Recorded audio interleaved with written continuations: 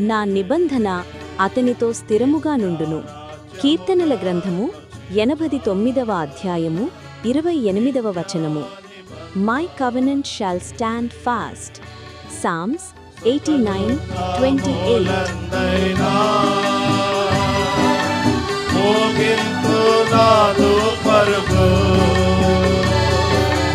సుఖ దుఃఖముల